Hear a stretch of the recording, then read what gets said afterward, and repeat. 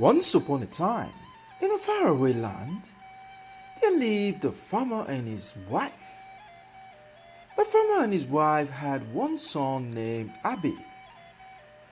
They were not rich, but they never lacked for food.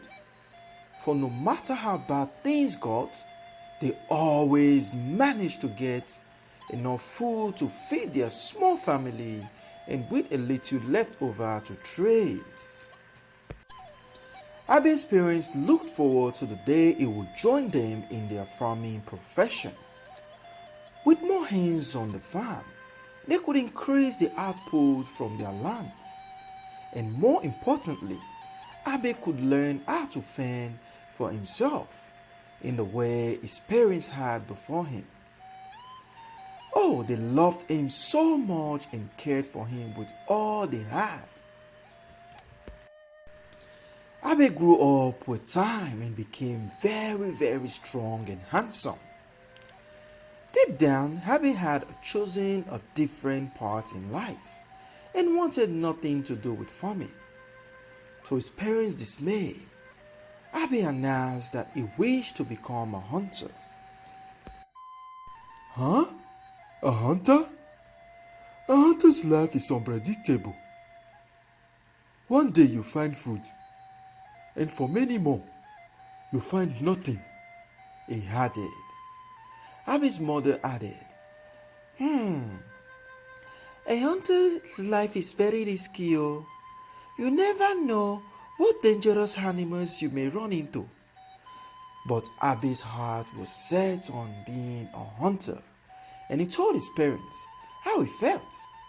He thought he would be happier as a hunter than a farmer. Even though his parents were unhappy about his decision, they decided to support him however they could and even helped him purchase his new hunting gear. So Abby became a hunter and a skillful one, and he was very successful as a hunter. No day passes that he did not bring back home some meat which his mother could add into their soup pots for the evening. Abby loved hunting. He would go into the forest, listening to the sound of the animals before attacking. Indeed, this profession was paying off. But one day came when his luck seemed to have deserted him. His hunting skills and prowess seems to be of no use to him, as there was just no game to be found in the forest. He roamed the forest for days, going even deeper into the thick dark forest, but still he found no animal to kill. What is happening? Everything seems to be abnormal.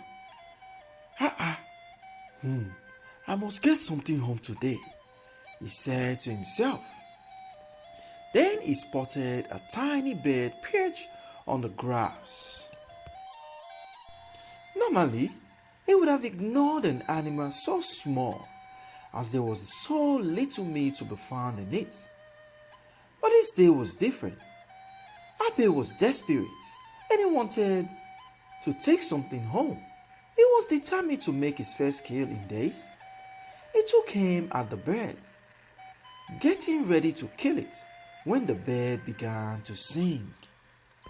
Kirikou, kirikou, Janu kirikou, kirikou, kirikou, Janjala kirikou, kirikou, Janu kirikou, kirikou, kirikou. The bird sang so beautifully. Abby had never heard such a beautiful music in his entire life, and he was almost certain that his parents hadn't either. He had to get the bird home to his parents. Being the skillful hunter that he was, he caught the bird without hurting it and put it in his sack, which he slung over his shoulders and headed home.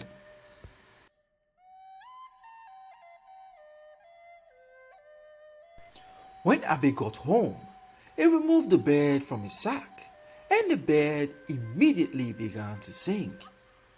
Kirikou, kirikou, nanu kirikou, kirikou, kirikou, janjala, kirikou, kirikou, nanu kirikou, kirikou, kirikou, janjala, kirikou.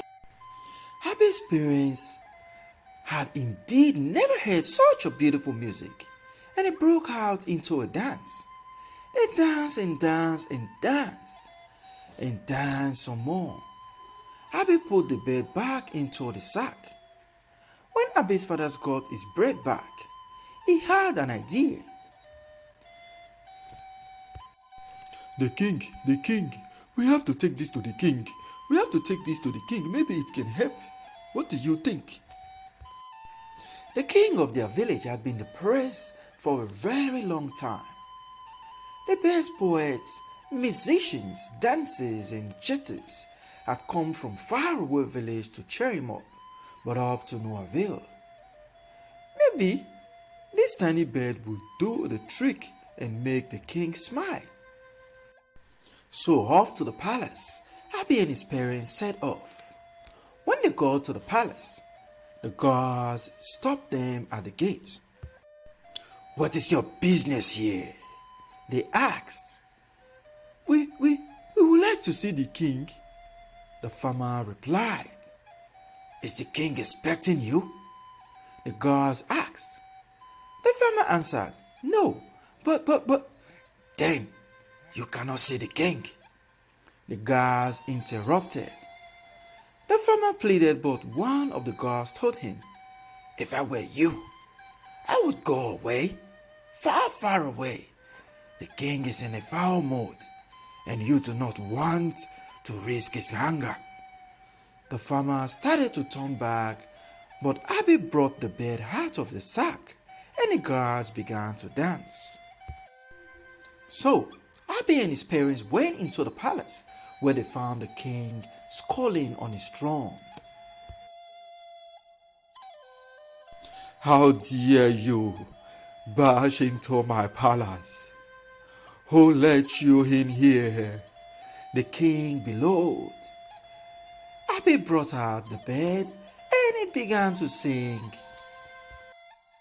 Kirikou, kirikou, yanu kirikou, kirikou, kirikou, janjala, kirikou, kirikou, janu kirikou, kirikou, kirikou, janjala. The king was very, very happy and began to dance.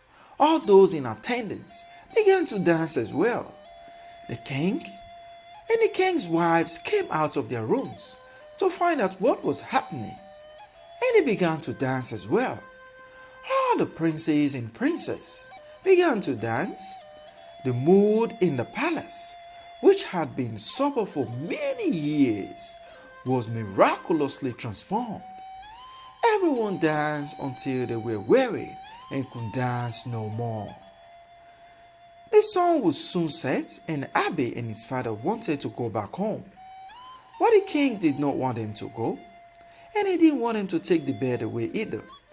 He was so happy that he offered the farmer half of the kingdom in exchange for the bird. And that was how the farmer and his wife, through their son Abby, the hunter, became very, very rich.